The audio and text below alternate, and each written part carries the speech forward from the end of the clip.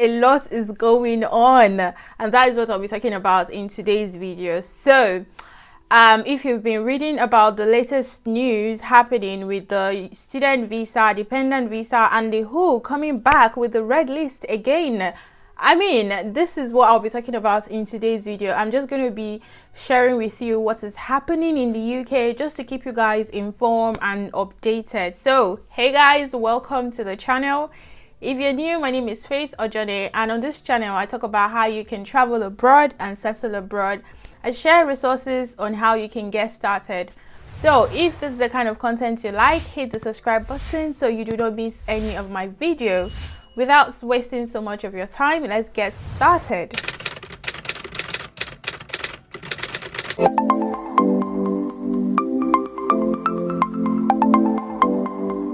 It seems like the UK government is being pulled from the right, the left, the center. Since the Prime Minister came out and be like they want to ease the immigration laws so that they can attract more foreign workers, they're like, okay, no, we are tired of getting different people into our country. You need to stop this. So I mean, this is what I am understanding from what's happening. Recently, the Minister of Interior, this is what she said: what we've got is too many low-skilled workers coming into the country. She said we've also got a very high number of students coming into the country, and we've got a really high number of dependents.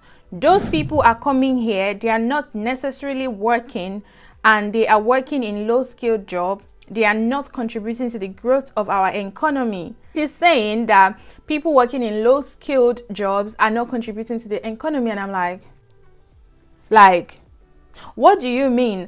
I don't understand, because look, I'm just talking from my own point of view, because look, every job is a job. Like, if they keep focusing on hiring top talents, professionals in IT, tech, who is going to do the smaller jobs?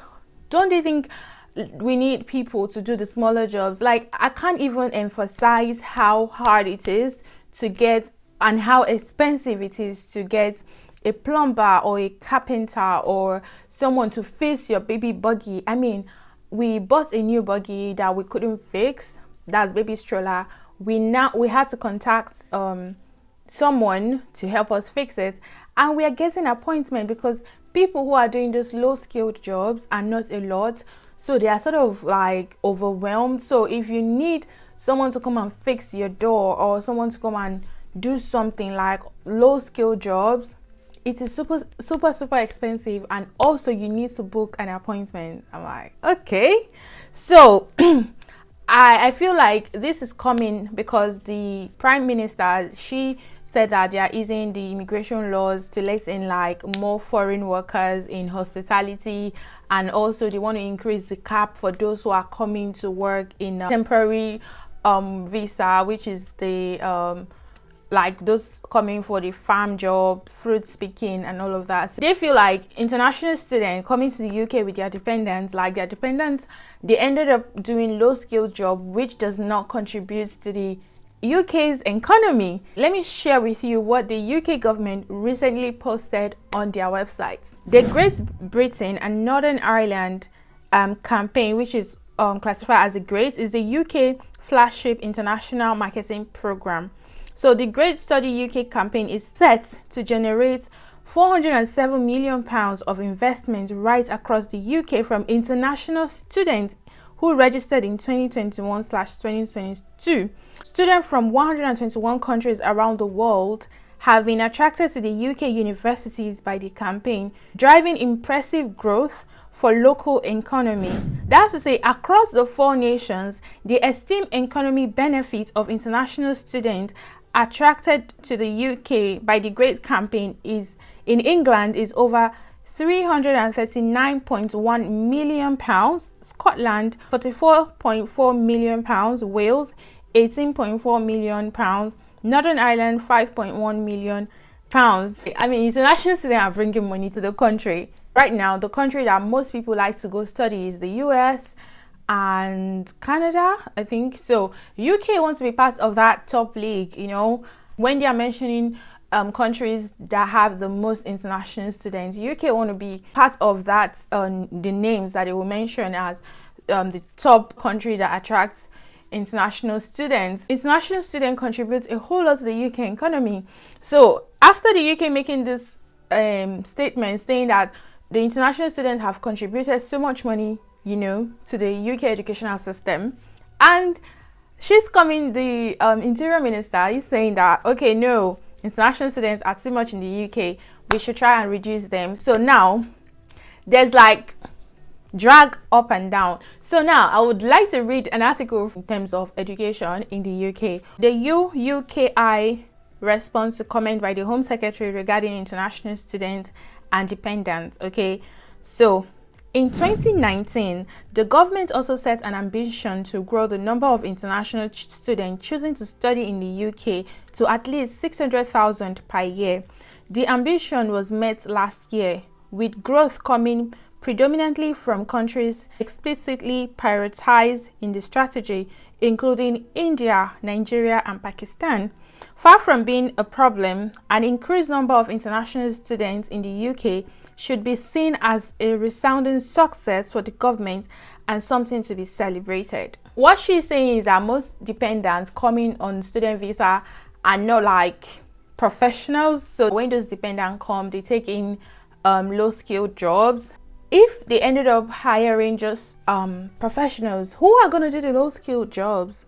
Our research has shown that the international students make a net positive contribution at least 25.9 billion per year to the UK economy and are source of almost 70% of the UK education export learning. We also know that there are many postgraduate level courses that are only sustainable due to their popularity with international students, helping to increase choice for UK students. International students are contributing a lot to the UK's economy, and there are so many courses that normally people will not take. Of course, a lot of people want to come to the UK, they don't care what course they study, they just want to come, so that's why they take up all those courses that normally might not get the attention of the locals. While majority of international students study at postgraduate level and therefore tend to be older and more likely to have spouse or dependents, the Home Office acknowledges that the vast majority of visas are for students and not their dependents. It is also important to note that international students on undergraduate programs are not able to bring dependents with them to the UK, and those students are eligible to do so must comply with all immigration rules, including paying the NHS surcharge up front and demonstrating that they have necessary funds to support themselves and their families. Now is the time to build on the UK's leading position in international higher education. This does not mean pursuing growth at any cost. Indeed, now that the government's ambition has been met, the focus should be on fostering sustainable growth, diversifying the pool of international students, and maintaining our position as the second most popular destination behind US. I mentioned it earlier that the UK want to be part of the league of the top countries that attract international students. So, right now they are number 2 after US. Last part, which is very important.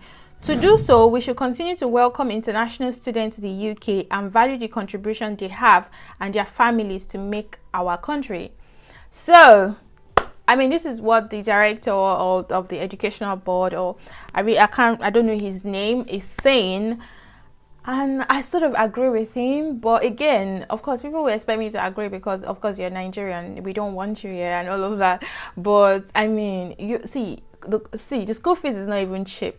See, like Australia, international students in Australia, the time they spend on their visa counts towards residency, and they can even apply for residency while they are still students in Australia. In the UK, it's not like that.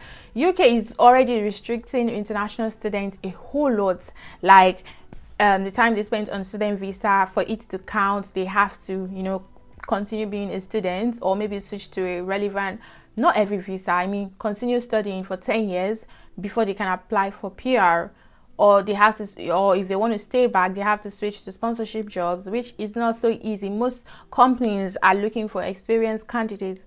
Most companies will not want to sponsor students because they are just fresh graduates from school. They want experienced students. So even when they are done from school, the jobs they get to see are like entry level, which does not even meet the criteria, the salary requirements for sponsorship. Most companies just would, before they can sponsor you, because of the cost, it costs companies a lot to sponsor someone. So before they can sponsor you, you need to be able to do the job. They won't sponsor someone who is just fresh from the school. And so it is a lot tougher for international students to stay back. I know a lot of students who come, study and leave because it's difficult, it's hard, honestly. So I don't know what their problem is. I don't know why I'm saying this, but I don't know what your problem is. It's already hard for them. Now you're complaining they're too much. They're still finding their faith to, struggle through the whole process to stay back, and you're still not. I mean, what is it? Anyway, that is it for international student. Now, this one, I'm like, okay, what is happening? Problems here and there. Now, the WHO are accusing the UK for recruiting nurses, midwife, healthcare workers from the red list country. 3 of the 7 main countries from which the UK recruit nurses from abroad are on the World Health Organization red list, where active recruitment should not be used. Nigeria, Ghana and Nepal ranked 3rd, 5th and 7th respectively on the list of countries that provide the highest number of foreign staff joining the Nursing and Midwife Council (NMC), registered between April 2021 and March 2022. So now there is a problem. So what you're saying is like the highest numbers of workers who are nurses, midwives in the UK are from the red list country, so which is Nigeria and Ghana and Nepal.